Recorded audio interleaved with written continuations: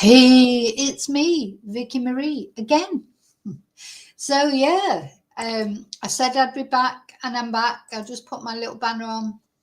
Some of you weren't here for the first live that I did earlier this morning about the mushroom trial, but I wanted. Oh, I've got so many things that I could be on live all day today, but I will probably be on a few times. We'll see. So I don't have to go out anywhere. Don't have to drive anywhere.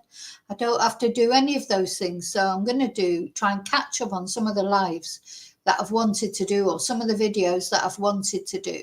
So thank you for being here again, or being here for the first time. Thank you for liking. Thank you for subscribing. Thank you to all of you that have sent me Ko-fis or are members, or sent me super stickers, etc. Especially this week, that has been like a challenging week, let's say the least. Now, I've been busy in that brief period where I was gone, obviously setting up this live, but also I popped to the supermarket. I made a little thank you thing. So earlier in the live this morning, Kelly and Maria were kind enough to buy me, Bluebell and Maria were kind enough to buy me a Ko-fi. So I've got a little thank you video now that I can put on. I'm going to make more. Thank you. Yes, because when somebody does send a nice thing like that, a Ko-fi, etc., it's nice to be able to put something on. So I've got one thing that I can put, one button I can press, but I am going to make some more. Because it is nice to acknowledge it in some way. I always say thank you, obviously, but it's nice to acknowledge it in a different way. So hi again, lurkers. Hi again, replay crew. And hi to all of you that are brave enough to come into the chat that I'm going to say hello to in a moment. But generally, just thank you to everyone who contributes positively to my channel. So what we're going to talk about in this video, this is a case that we covered last year when it was happening. Don't know if you remember it. It was a shocking incident that took place in Australia, wasn't it? Where a guy, Joel Couchy, for some unknown reason, let's just have a look at him. For some unknown reason, only known to him, lost the plot completely and went on a rampage around the shopping centre in Sydney with a knife, a big knife, as you can see there. And see, this is Joel. On the left-hand side is Joel in happier times. Seems like Joel at one point, you can see he's a handsome guy, he's looking after himself. And, I don't normally feel any sympathy for twonks like this that go out and murder innocent people. And I'm not saying that I feel any sympathy for Joel. But if anyone ever looked like they had a total mental breakdown, I do believe that he genuinely was mentally ill. Quite often people will come up with the mental health card. But I do think with Joel, you could see it. Whether he was mentally ill or whether it was addiction that did it to him, or combination. But you can see the difference between Joel in that picture on the left.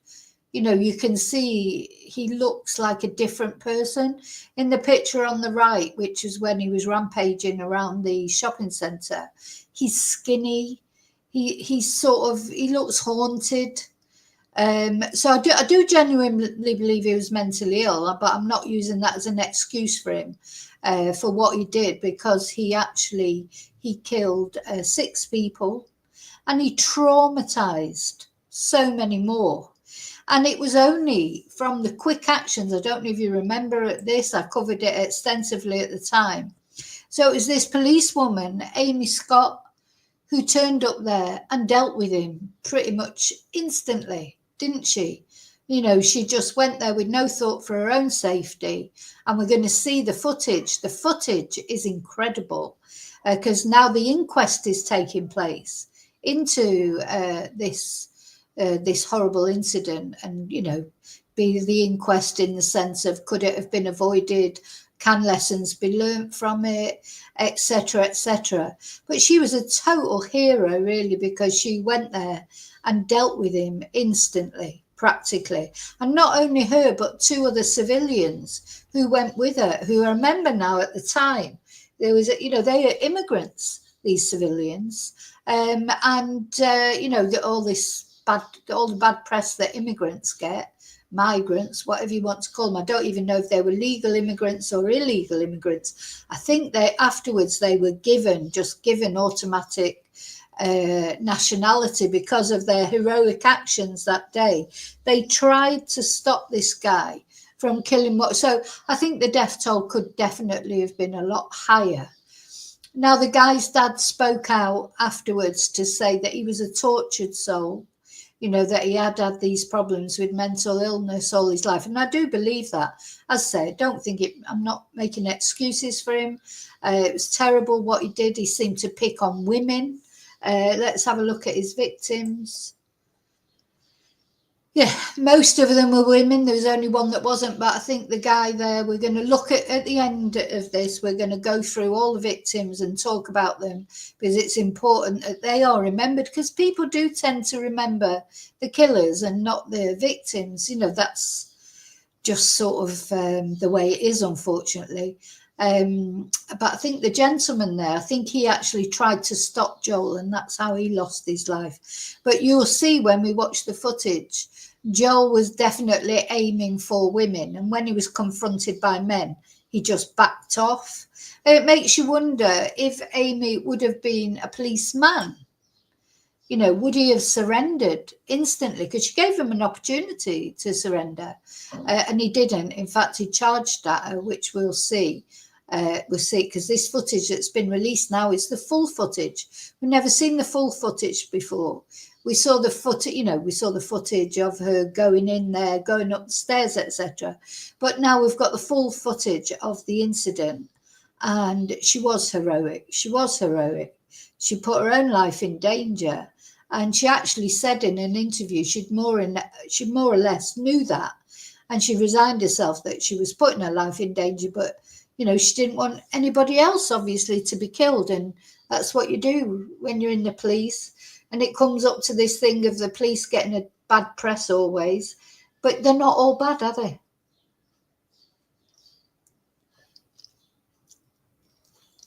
I'm always at pains to remember that.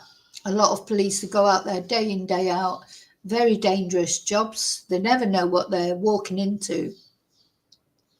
And Amy is a good example of that. She went there, she dealt with it quickly. She took the right decision to shoot, and you'll see that as clear as anything when you see the footage. She really had no choice. She gave him an opportunity to stop. He just kept on coming very quickly. And bearing in mind, she knew he'd already killed 6 people. So it's not like she's thinking, oh, he won't do it. She knew he would do it. And I think she dealt with him so swiftly.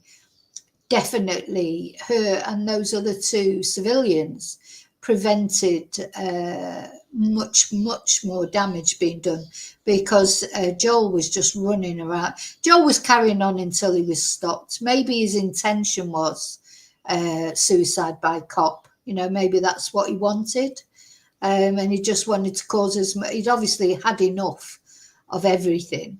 And I do feel this little bit of, to see the difference. This is what real, genuine mental illness can do to a person, change them completely. And, anyone can fall down that hole. And especially if they start with substance abuse or alcohol abuse, and I don't know what his circumstances were. But, and not that you need that to set you off that, push you over that cliff, if you like. But some people, when they get mental health issues, they go away quietly and take themselves off to the next world, don't they? And then others, like Joel, unfortunately, seem to feel like they have to take everybody else with them. And of course, he shouldn't have done that. But I think you can clearly see, the deterioration in him, and that he did genuinely have mental health issues. What the answer is, I have no idea. I do feel mental health services, this comes up every time we talk about things like this, doesn't it? Mental health services are pretty rubbish.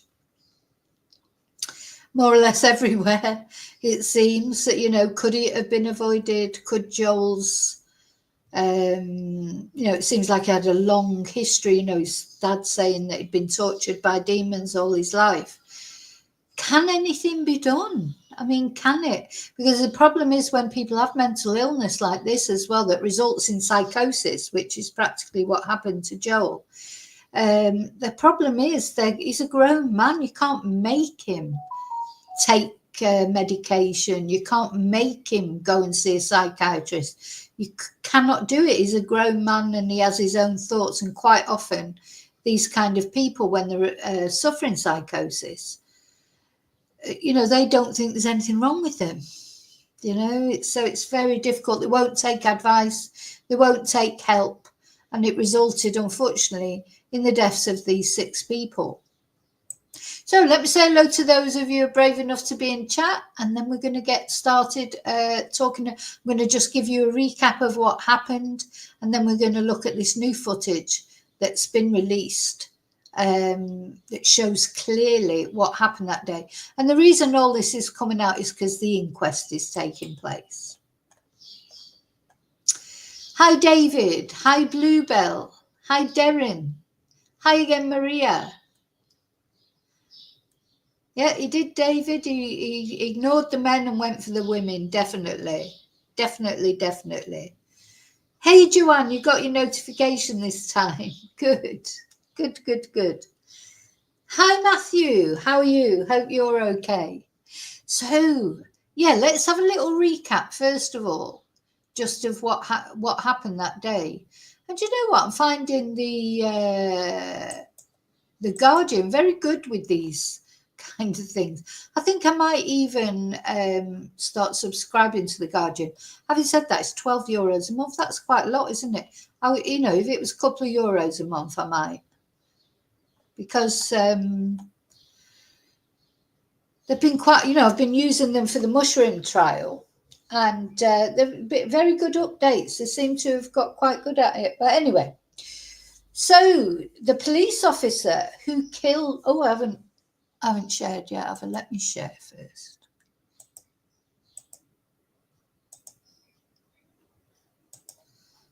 There you go. Oh yeah, I can recommend the Guardian. Guardian is probably more my my political leanings. Hang on, what am I doing? I'm just trying to put it on full screen, but not succeeding very well.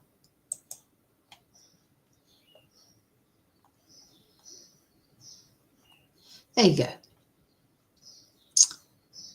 I need to go back to it. So, yeah, the police officer who killed the Bondi Junction stabber had resigned herself to the fact she was probably going to die.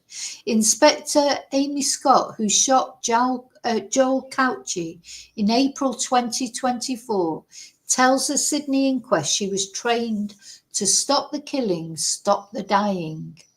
So here she is. So Joel was 40 at the time and he was shot dead on the spot. I mean, she was so efficient by New South Wales Police Inspector Amy Scott. So the police officer who shot and killed Joel Cauchi minutes after he had stabbed 16 people in a Sydney shopping centre was on her own.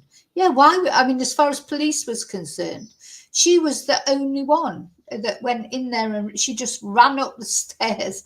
I mean, it was talk about, she was like Lara Croft, wasn't she? She was like the bionic woman going up there. She was so quick, Wonder Woman. But she was accompanied by these 2 civilians who went with her, you know, stayed back, obviously, because she was the one with the gun. But they had already attempted to stop Joel. So they were brave too. But she was brave as well. So anyway, so 6 people were killed by 40-year-old Joel, who was schizophrenic. And, you know, thing is, so often we see this about mental health, and honestly, I take it with a pinch of salt a lot of the time, because I just think it's a common defense now that people, oh yeah, well, I've got this or I've got that, or like Brian Koberger, oh, he's trying to say he's autistic, as if that makes any difference. There's a difference between people like Brian Koberger and people like Joel Couchy. The end result is the same. It's murder, mayhem, tragedy. It's horrible, but some people are genuinely mentally ill, and I think Joel falls under that category, which, as I say, I'm not saying that I feel sympathy for him. He's probably in a better place now, in the sense he's out of this world, so he's not going to do any damage to people in this world. He just, if you're a schizophrenic and you're not taking your tablets, or you're not seeking advice, something's always going to kick off, isn't it? But there are a lot of people live with schizophrenia, but they take their medication, they go and see their psychiatrist, and they manage to live without murdering anybody. But then I think the trouble with Joel is he just fell off the grid, didn't he? So this was 13th of April 2024, so it's more or less exactly a year ago. It's a year, just over a year ago. So the first call to the police after the attack began was at 3:34. The coronial inquest heard. Day 2 of the scheduled 5-week inquest. Gosh, so we've got a 5-week inquest going on here, along with the mushroom trials. Probably what I'll do now every morning is maybe give an update of the two, because they're both very important. So Inspector Amy Scott was the first officer to respond. The call came over her police car radio at 3:35 p.m. I remember the radio operator saying, "We're getting multiple calls, multiple stabbings, multiple locations at Bondi Junction, Westfield." And I knew then that it was very real.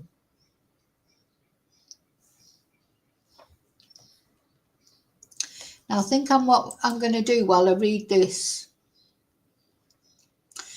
Hi, Annie. Hi, Angel. I'm going to put up the picture of the scene.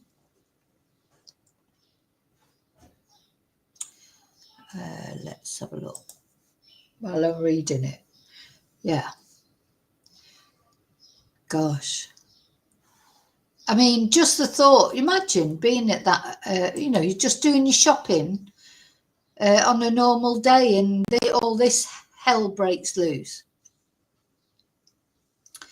Anyway, so when she was questioned by the senior counsel assisting the inquest, she said that when she arrived at the Westfield, her initial plan was to execute a dynamic entry. Well, she certainly did that, with other officers entering the centre at multiple points.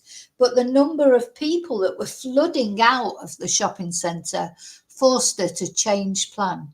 She told Lidcombe's coroner's court she then knew she was dealing with an active armed offender. So the other thing is, in these sort of cases, you don't have that much time to think. This all happened in a matter of minutes. You can't sit down and make a plan for an hour, because at the end of the day, people are being murdered. You've got to get in there as soon as you can, and stop the killings. I think she already knew that 6 people had died. So, her purpose, her mission, if you like, was, of course, to stop the killings. That's all it was about, really, isn't it? That's it. Oh, I seem to I've lost the chat. Hang on, I can go over here and find it, I think.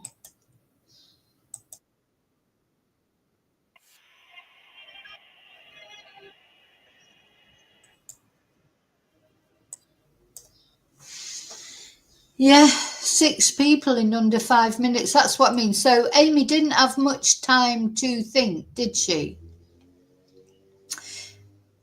So she entered the centre at 3:37 p.m. and 2 civilians, Silas Despero and Damien Guerrero, who was dubbed the Bollard Man. I don't know if you remember that. Might be able to find a picture of that or a video of that. He was throwing a bollard at Joel, trying to on an escalator. Let's see if we can have a look at that, actually. Hang on.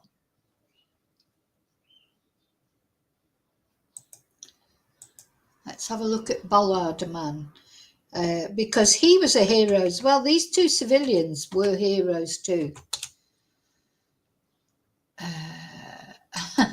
Sorry, I just put in Bollard and it came up with all these bollards. But anyway, sorry, I should have put in Bollard Man.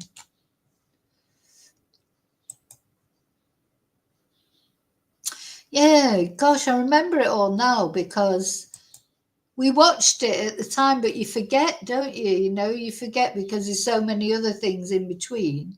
Let's see if I can find the actual video.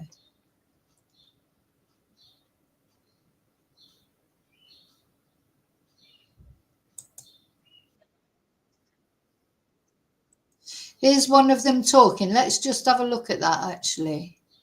Where am I? Where am I?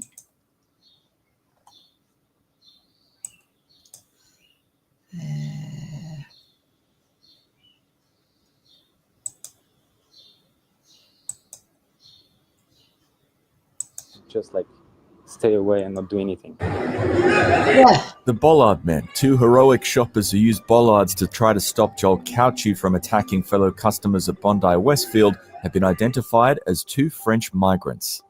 Tradies Silas Despreaux and Damon Giraud worked together to help contain the offender after Cauchy's stabbing spree in Sydney's eastern suburbs left 6 people dead. We saw him going down, so we follow him from the top, try to maybe like throw the bullet to him. Footage of Damien at the top of an escalator soon went viral after the attack, where it's reported he was preventing Cauchy from reaching a children's play area. Oh. The two Frenchmen are said to have guided police officer Amy Scott to Cauchy's location, where she ultimately brought his rampage to an end with a well-placed shot. Yeah, just watch that one more time because... But I was scared. But you cannot just like stay away and not do anything. The Bollard Men, two heroic shoppers who used bollards to try to stop Joel Cauchy from attacking fellow customers at Bondi Westfield, have been identified as two French migrants. Tradies Silas Despreaux and Damon Giraud worked together to help contain the offender after Cauchy's stabbing spree in Sydney's eastern suburbs left 6 people dead. We saw him going down, so we follow him from the top, try to maybe like throw the bullet to him. Footage of Damien at the top of an escalator soon went viral after the attack, where it's reported he was preventing Cauchy from reaching a children's play area. The two Frenchmen are said to have guided police officer Amy Scott to Cauchy's location, where she ultimately brought his rampage to an end with a well-placed shot. Yeah, so they were very brave. They were very, very brave. Two migrants. There you go. Migrants aren't all bad, are they? So going back to The Guardian.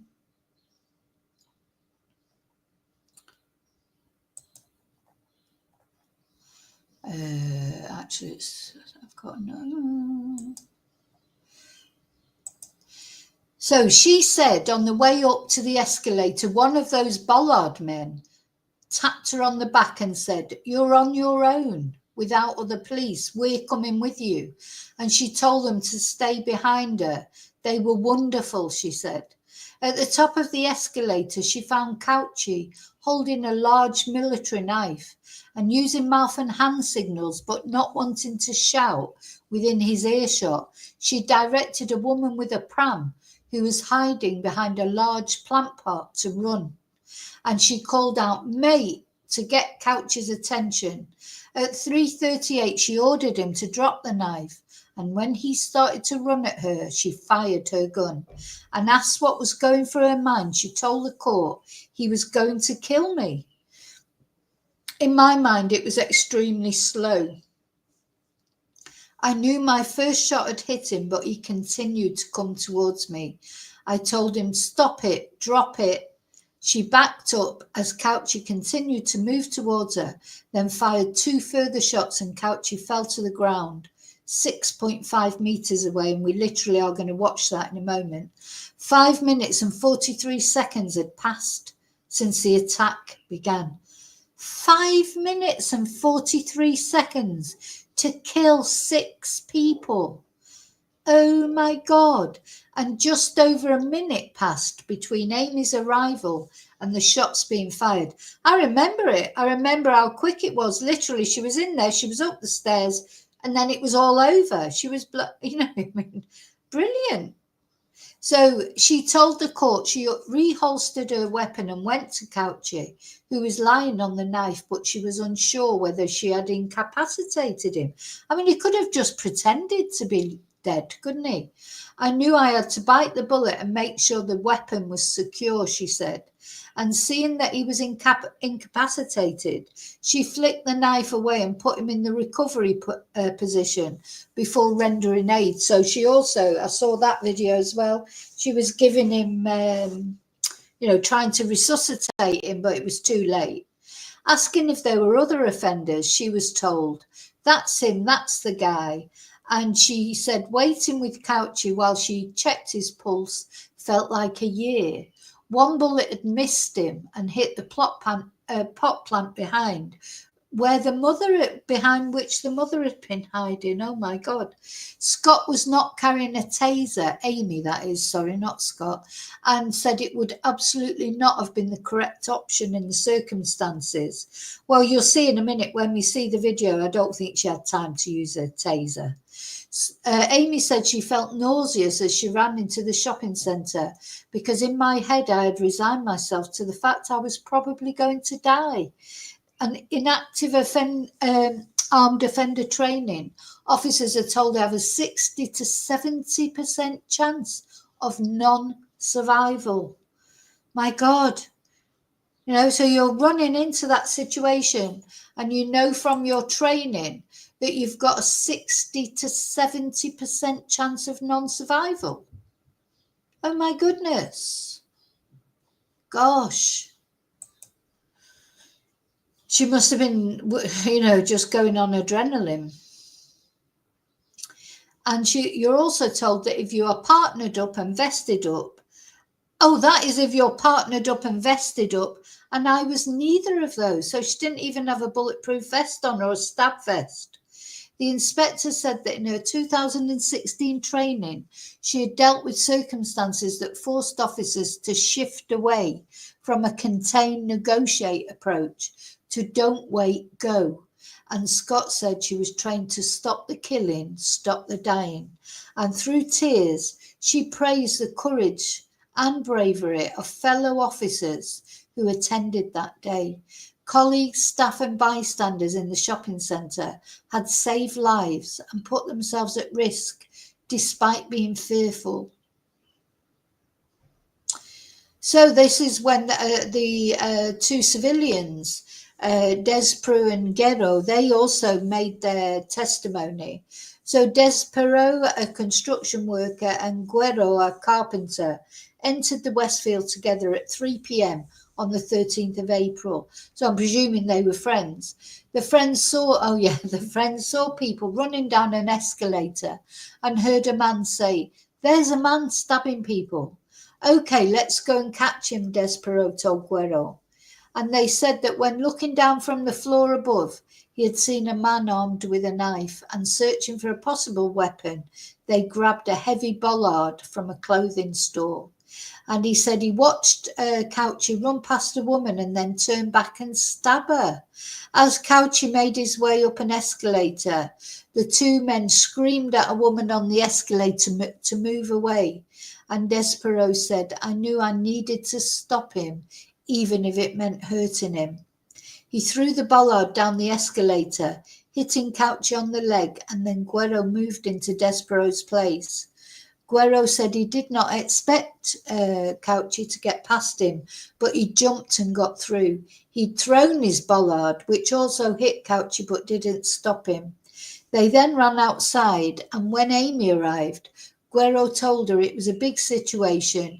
"Take your gun out. He has a knife. He has stabbed people."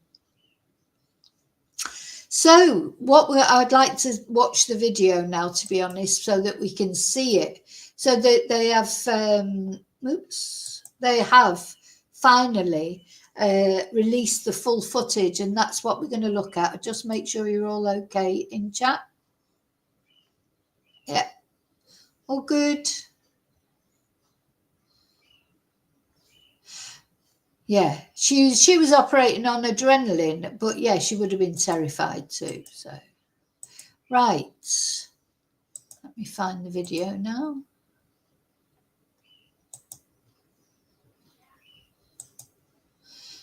Come on, where are you?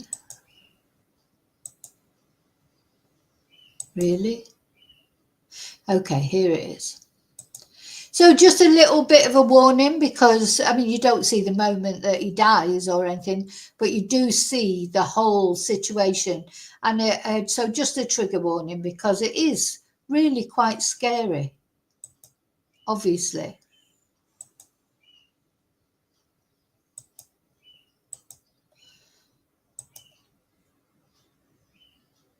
Green, her gun trained on him. He surges forward. Sorry, I just want to go to the beginning. So here she is. Here's Amy. You've got one of the bollard men, I think, behind her there. Maybe that's the two of them on each side. You've got somebody with their trolley there. Because, of course, a trolley would be a handy thing to have, if you like, if he's coming at you with a knife. So there's Amy getting her gun out. And you'll see, she gives him plenty of warning to stop. A split second of kill or be killed. Inspector Amy Scott drawing her firearm as attacker Joel Couchy ran towards her, knife in hand. He's all. Now, God, I just got a terrible shiver go down me there, because when you see how quick he comes out, he's moving quick. He's going for her. She's dead, definitely. If she doesn't shoot him, he's going to stab her. I mean, bearing in mind he's already killed 6 people. So it's not like you'd be thinking, oh, well, he might stab me, he might not stab me. She hasn't got a stab vest on. She hasn't got a bulletproof vest on. She's got nothing. She's just got a normal shirt on.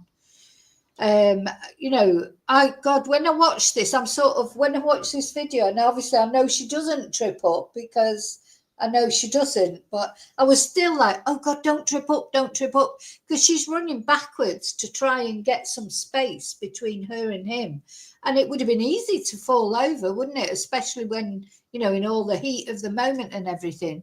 It's just, I think this is breathtaking footage. Honestly, I do. And it just shows, watch the speed he comes out now, the speed that he's going. Already murdered 6 people. It's the first time these images have been seen. The moment the hero cop thought she was going to die. In security video released by the coronial inquest into the stabbing deaths of 6 people.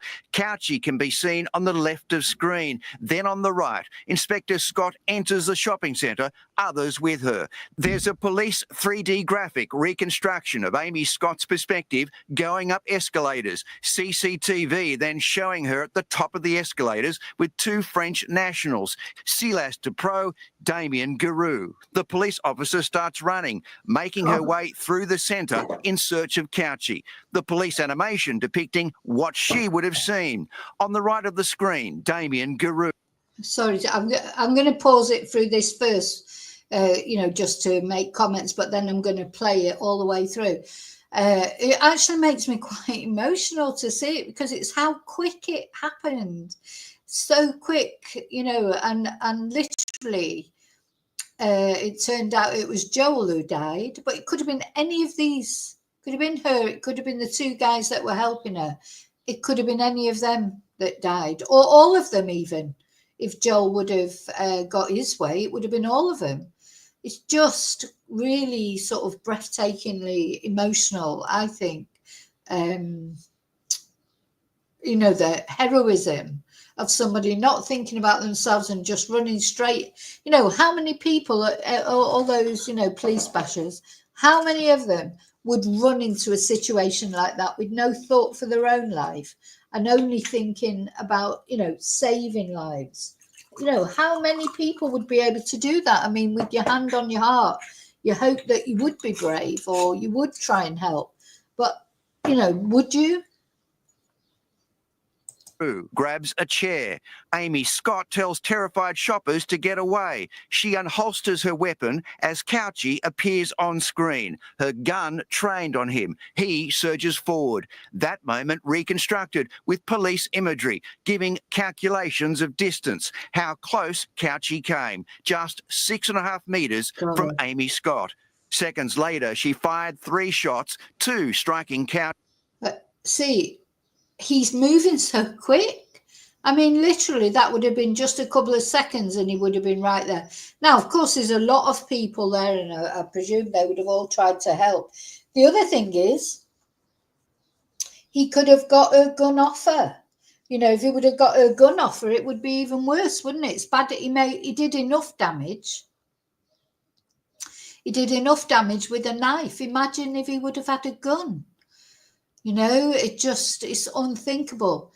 And it's, see this guy here in this shop here, he just seems oblivious to it all. Joe, I think when these sort of situations happen, it must be like that, isn't it? Because you wouldn't really know. You know, we know what happened because we're looking back on it. But in that moment when it was all going on, if you were in that shopping centre, you wouldn't really realise what was happening, would you? You'd be just sort of wandering around and thinking, oh, what's all the fuss about? Bringing an end to his rampage. Video that captures the brief few minutes Amy Scott had inside Westfield Bondi Junction. From the moment she ran in, the help she got, her desperate search and the fatal shots. But by the time she had arrived, 16 people had been stabbed, 6 fatally. As the inquest continues to examine the emergency... She found him really quick as well, didn't she? And that's because of the help of the 2 guys, the migrants, the 2 French guys. They told her where he was.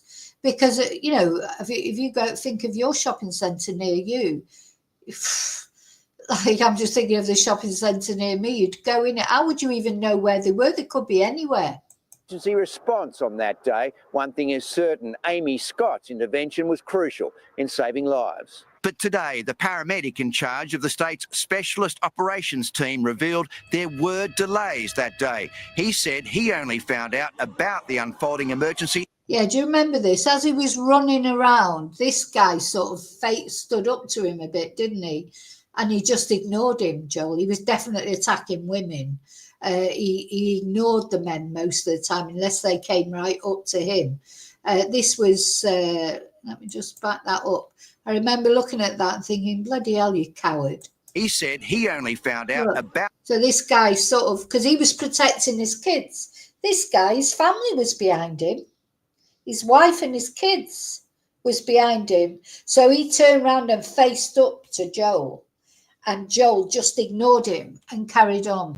He didn't want that confrontation. Out the unfolding emergency at Westfield Bondi Junction by accident when he called his control centre about another matter and was told someone has just gone nuts with a gun at Bondi. We don't have time for this. Known to the inquest as SOT 1, he said some specialist paramedics arrived at the shopping centre without ballistic vests and helmets because the equipment is stored in a central location. Paramedics sought to borrow police protective equipment that needed approval at higher levels. There was a delay for the paramedics being able to directly participate in any of the specialist police group's activity until that ballistic PPE arrived on scene. Well, I'll tell you what, I bet they've learned from this. You know, and it's right that the paramedics should have protection. Of course it is. But, you know, fancy having to wait for approval before you could get that equipment.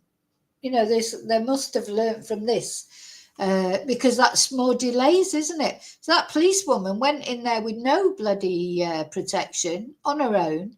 And in the meantime, the paramedics and that couldn't go in because they didn't have the adequate, and I'm not saying they should have. They shouldn't have gone in without the adequate protection, but they need to, I hope they've learnt from that.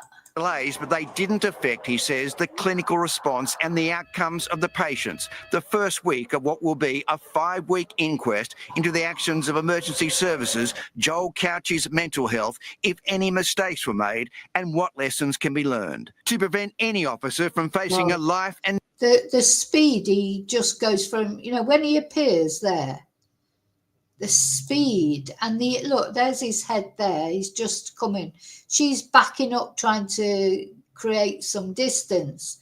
Oh God, if that was me, I'd probably fall right over. I know I would. That, and as I say, even watching it now, even though I know she doesn't fall over, my heart's in my mouth. Thinking, don't fall over, don't fall over. But of course, there's people behind her. But the speed he come, he's so. Do you think he wanted her to shoot him? You know, I'm just wondering if he just wanted it all over, and it was just like, just shoot me. You know, just shoot me. Quite a lot of mentally ill people do that, don't they? He probably wanted to do it to himself, but he didn't know how. You know, sometimes people haven't got the guts to do it themselves. They just go off and murder a load of other people instead. Or sometimes they murder all the other people and then they do it to themselves, don't they? If they normally that's when they've got a gun, isn't it? But I suppose with a knife, do you think he wanted her to shoot him? I mean, he's obviously a tortured person, as I say. If I've ever seen anyone who clearly had mental health issues, it's Joel. You know, it's not an excuse or for what he did, but I think genuinely you can see he was genuinely mentally ill, not, you know, people aren't just making it up. So, but again, it just, to me, it just got, and I know this, you know, I know it from experience. Lesser sort of serious issues, but once someone's an adult, you know, and they don't want, if they don't want to go to see a psychiatrist, they don't want to take their tablets, and of course what often happens is this, you know, they have a crisis, they start taking their medication, and then they start feeling better, don't they? They start feeling better and they think, I don't need this medication. You know, it's like, I don't know, I mean, I don't smoke now, but years ago when I smoked, and, you know, if you'd get ill, like I used to quite regularly get bronchitis when I was a smoker, and I would give up smoking, you know, while I had bronchitis, and it'd be like, oh, no, I'm never smoking again, blah, de, blah, de, blah. And then, of course, as soon as you start feeling better, what's the first thing you do? You have a cigarette. And with mental health patients, I think it's sort of like the opposite, you know, with tablets, that's what they do. They take the tablets at the time they're giving them because they're probably going through a real crisis, you know, for it to be so bad that they've, you know, maybe been sectioned even, and they take their medication and they do what they should do. And then they start feeling better. And then they think, oh, I'm fine. I don't need this medication. I've seen it happen a million times. And then before you know it, a couple of weeks later, you're right back to square one. You're right back to square one with them. But they're adults. How can you make them take medication that they don't want to take? You can't. And even though you can try and remind them of this when it happens again, do you remember you stopped taking medication, you got ill again? And they go, oh, yeah. When they're on the medication, they can see all that. It's like, oh, yeah, you know, you're right and everything. And then they get better. They stop taking them. Oh, it's like a cycle, isn't it? And I'm not talking about people as extreme as Joel. So it seems like Joel was estranged from his parents. So I don't know if I think he might have even been homeless, was he? So, but the thing is, it's not their fault because he's a grown man. He's 40 years old. He can't make a 40-year-old man take his tablets when he doesn't want to take them. Can't make him go to his hospital appointments. You know, it's very difficult, isn't it? It's a very difficult situation. To prevent any officer from facing a life and death moment like this. Chris Marr, 7 News. Good. Well, let's just watch. A split second of kill or be killed. Inspector Amy Scott drawing her firearm as attacker Joel Couchy ran towards her, knife in hand. He's already murdered 6 people. It's the first time these images have been seen. The moment the hero cop thought she was going to die. In security video released by the coronial inquest into the stabbing deaths of 6 people. Couchy can be seen on the left of screen. Then on the right, Inspector Scott enters the shopping centre, others with her. There's a police 3D graphic reconstruction of Amy Scott's perspective going up escalators. CCTV then showing her at the top of the escalators with 2 French nationals, Silas Dupro, Damien Garou. The police officer starts running, making her way through the centre in search of Couchy. The police animation depicting what she would have seen. On the right of the screen, Damien Guru grabs a chair. Amy Scott tells terrified shoppers to get away. She unholsters her weapon as Couchy appears on screen, her gun trained on him. He surges forward. That moment reconstructed with police imagery, giving calculations of distance, how close Couchy came, just 6.5 metres from Amy Scott. Seconds later, she fired 3 shots, 2 striking Couchy, bringing an end to his rampage. Video that captures the brief few minutes Amy Scott had inside Westfield Bondi Junction. From the moment she ran in, the help she got, her desperate search and the fatal shots. But by the time she had arrived, 16 people had been stabbed, 6 fatally. As the inquest continues to examine the emergency response on that day, one thing is certain: Amy Scott's intervention was crucial in saving lives. But today, the paramedic in charge of the state's specialist operations team revealed there were delays that day. He said he only found out about the unfolding emergency at Westfield Bondi Junction by accident when he called his control centre about another matter and was told, "Someone has just gone nuts with a gun at Bondi. We don't have time for this." Known to the inquest as SOT-1, he said some specialist paramedics arrived at the shopping centre without ballistic vests and helmets because the equipment is stored in a central location.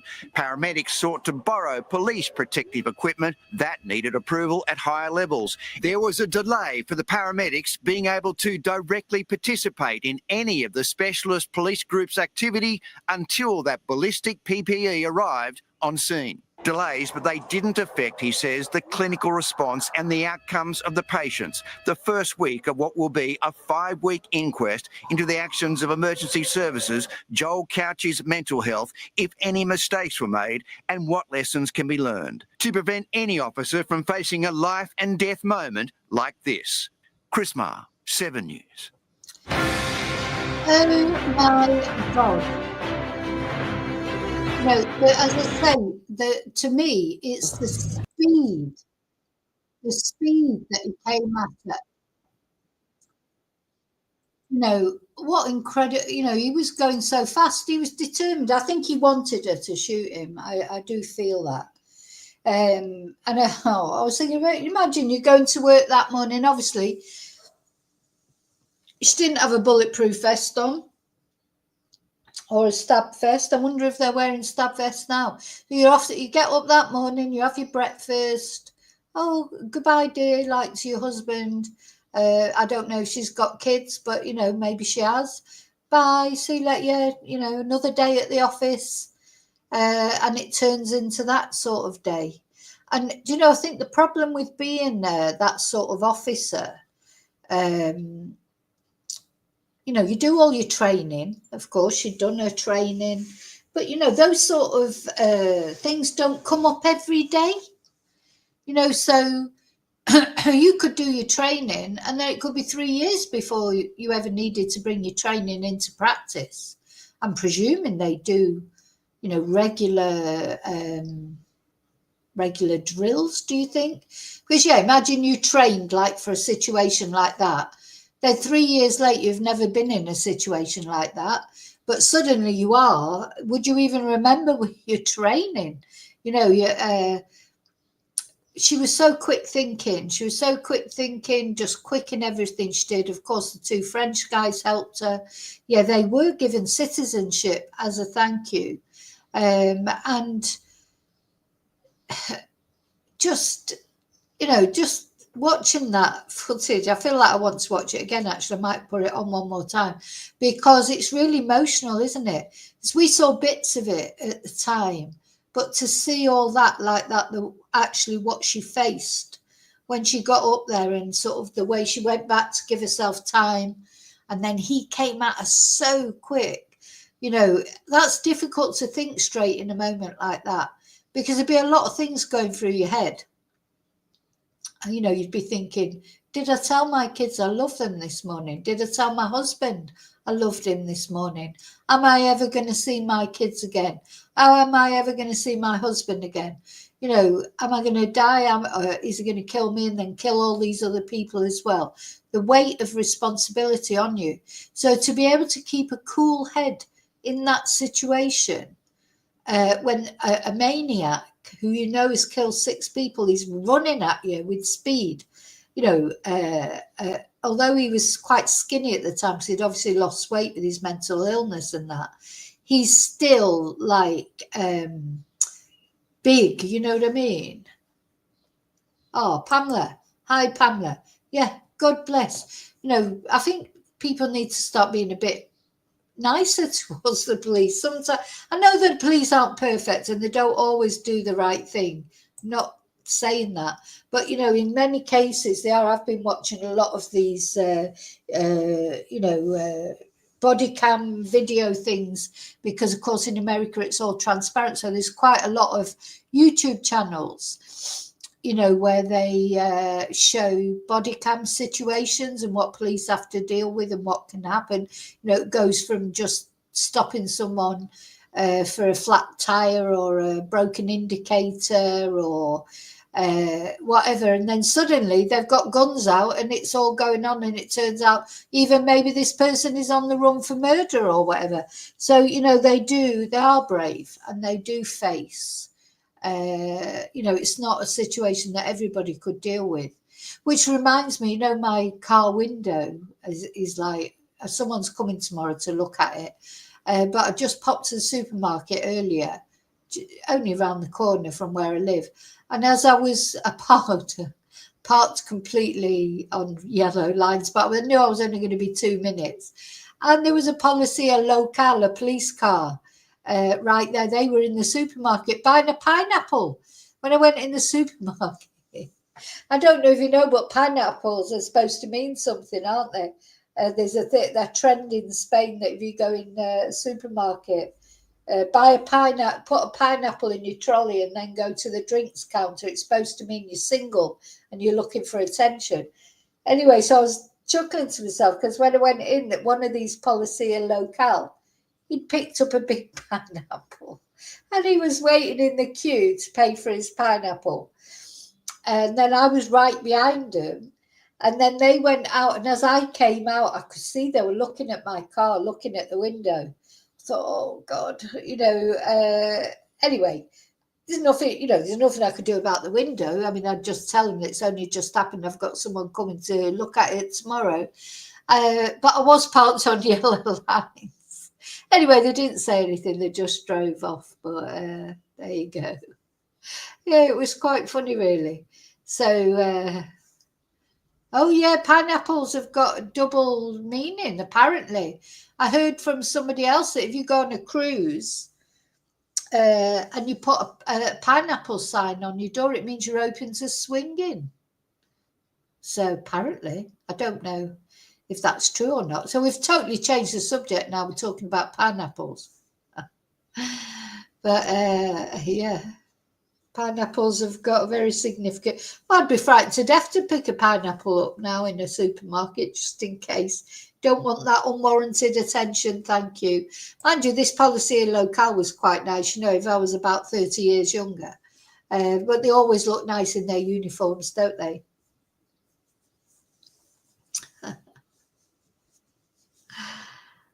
Yeah, carry a pineapple. If you're looking for someone, don't carry a pineapple if you're not looking for someone.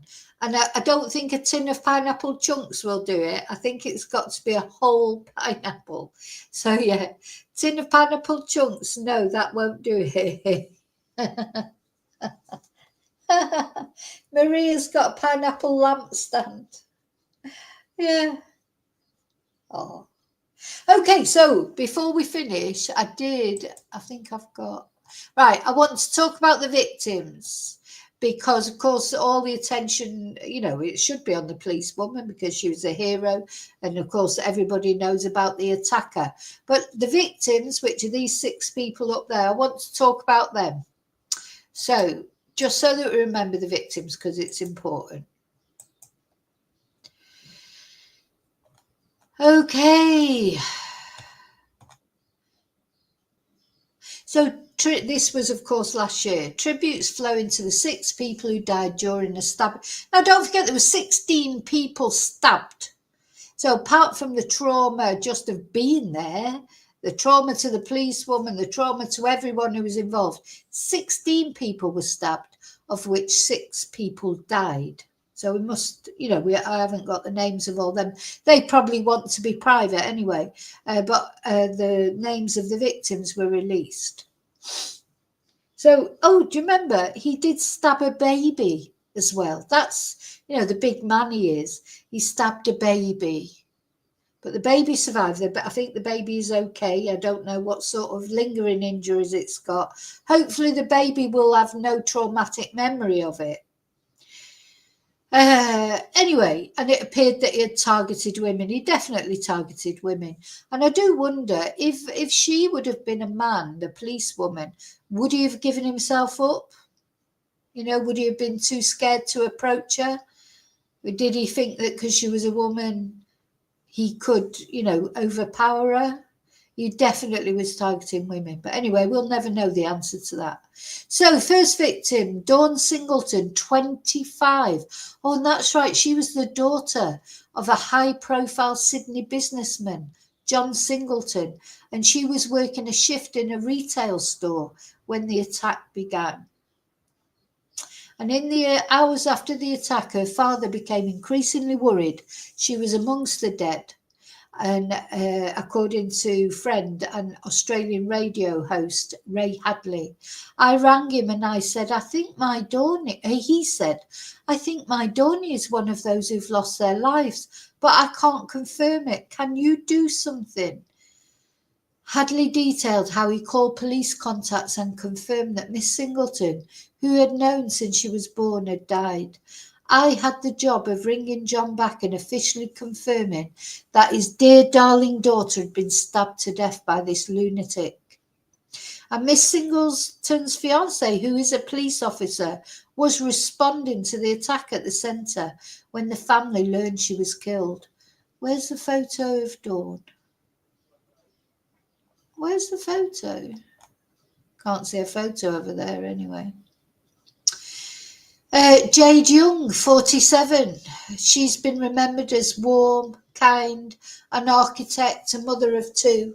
And her boss, Georgia Wilson, said she'd worked for a boutique firm for 12 years and was like family. I can't even believe I'm writing this. It doesn't feel real, she said on Instagram. Anyone who knew Jade knew what a beautiful, kind and warm soul she was. We are completely devastated. And Bronte Surf Life Saving Club said Miss Young and her family were much loved members and contributors to the local beachside community. Ashley Good, 38 years old. She was fatally wounded while trying to shield her 9-month-old daughter from the stabbing attack. This is when you really could get angry, really angry towards Joel, mental illness or not, because of picking on women and children. She was trying to protect her daughter and she ended up losing her life. Her daughter has lost her mum and her partner, of course, has lost his partner. Witnesses have described how the new mother fled into a 9-month-old daughter, fled into a nearby store, passing her baby girl to bystanders. They desperately pulled clothes off racks to put pressure on their wounds and stem the bleeding. Oh, so this will be the baby. So her daughter underwent surgery and was in a stable condition, but Miss Good died shortly after arriving at hospital. So it said that she was a beautiful mother, daughter, sister, partner, friend, all-round outstanding human. And she thanked those who cared for our baby when Ashley could not. Friends have paid tribute to her as full of life and love and someone with a permanent glow. And she was the daughter of former Australian Football League player Kerry Good, who played for North Melbourne.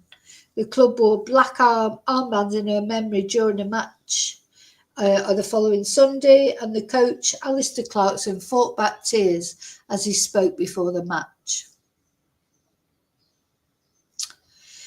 Then Faris Tahir, 30, and he was a security guard who died trying to protect others, and he was the only man killed in the attack. And he was, he was killed for his bravery because he went forward to try and protect others.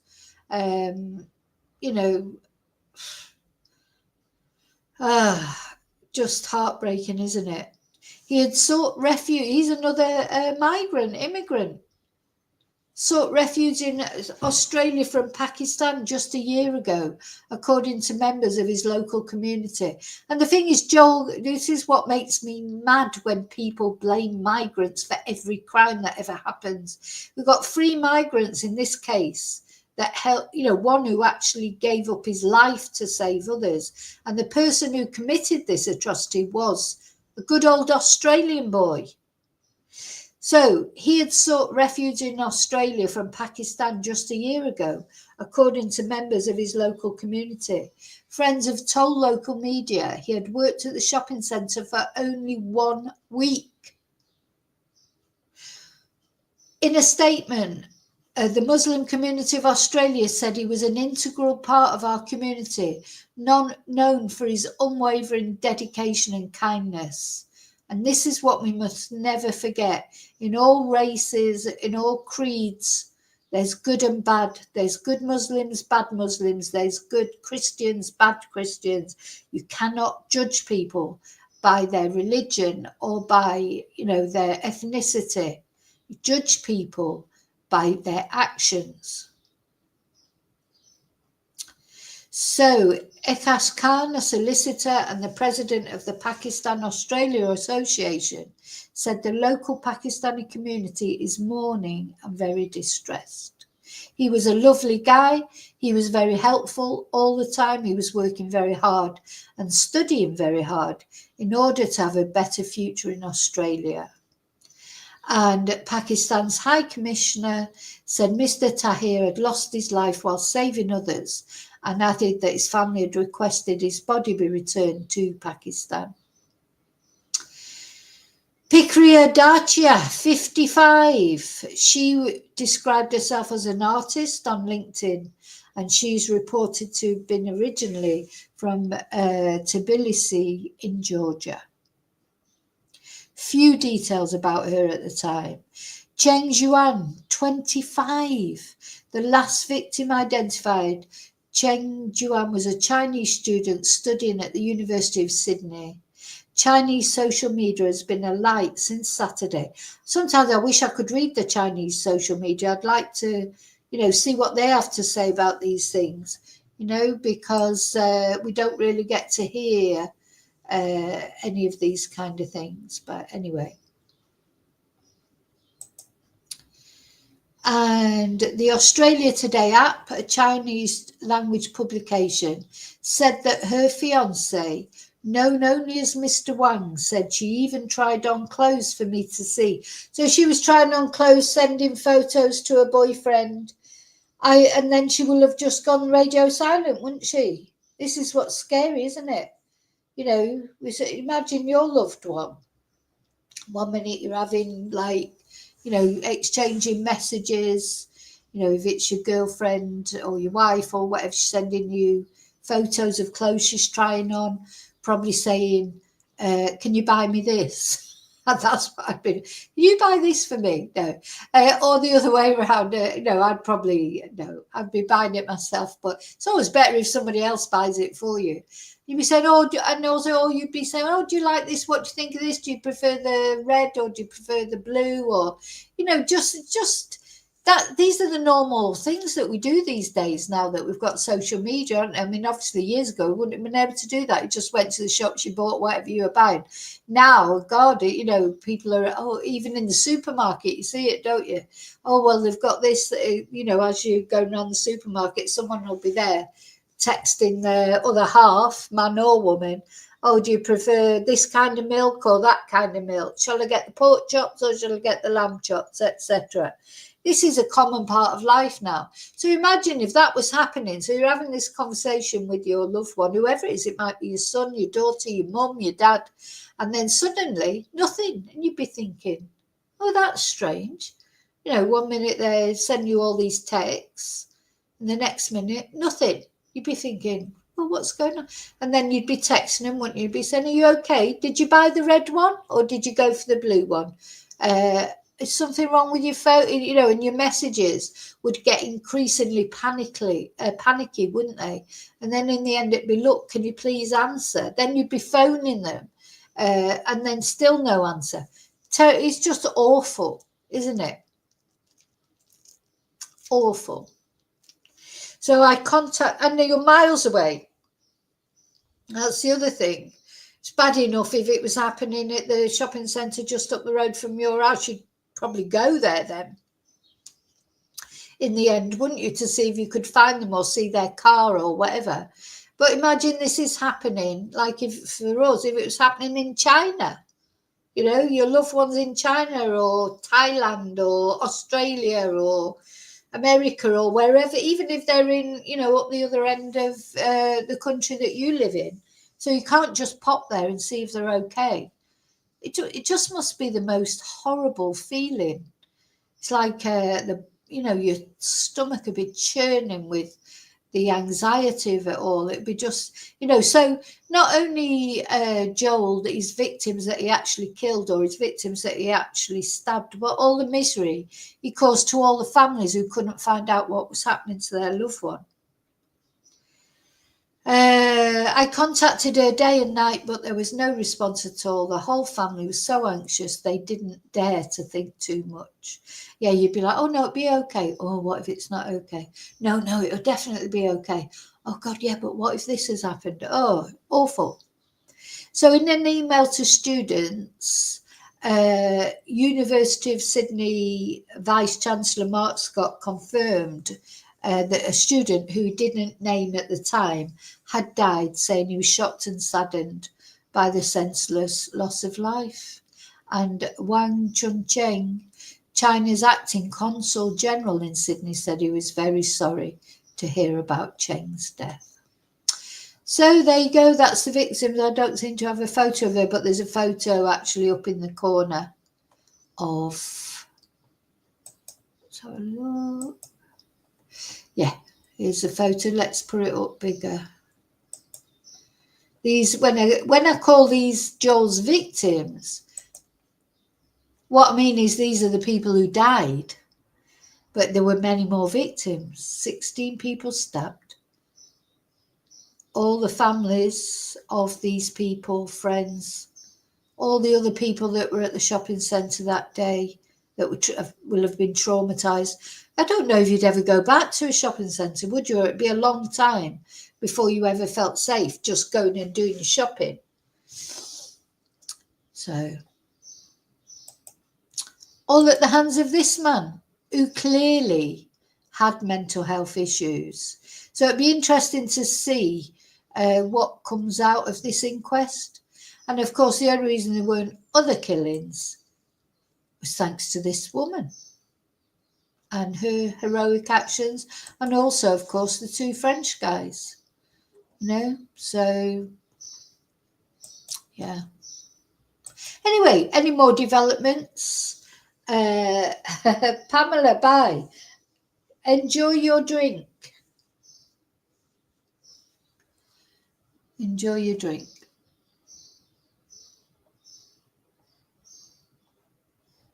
I'm going to have a drink today because I don't have to drive it. And in fact, I'm going to have a lunchtime. When I say lunchtime drink, I'm going to cut my lunch in a minute and I may have a vino with it.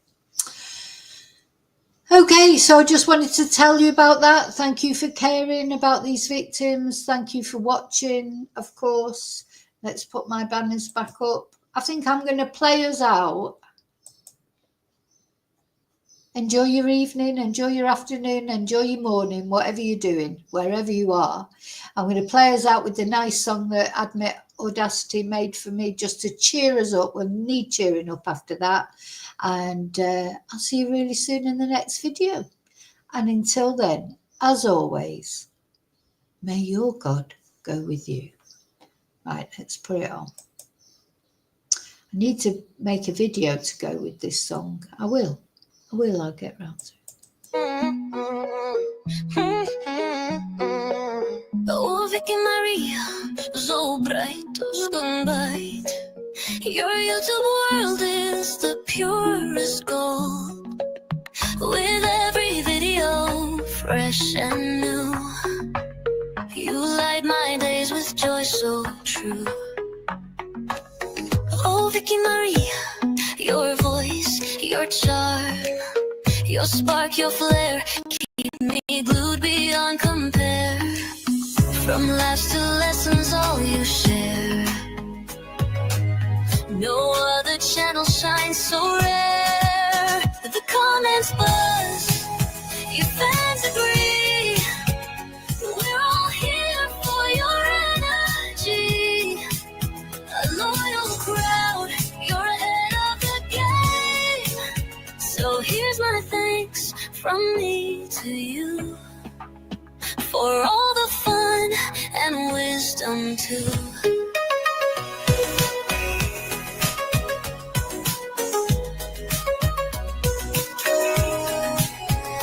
Keep creating, stay the same.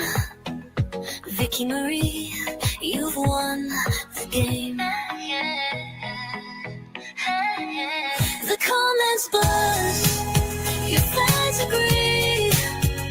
We're all here for your energy. A loyal crowd, you're ahead of the game. So here's my thanks from me to you, for all the fun and wisdom too. Keep creating, stay the same. Vicky Marie, you won the game.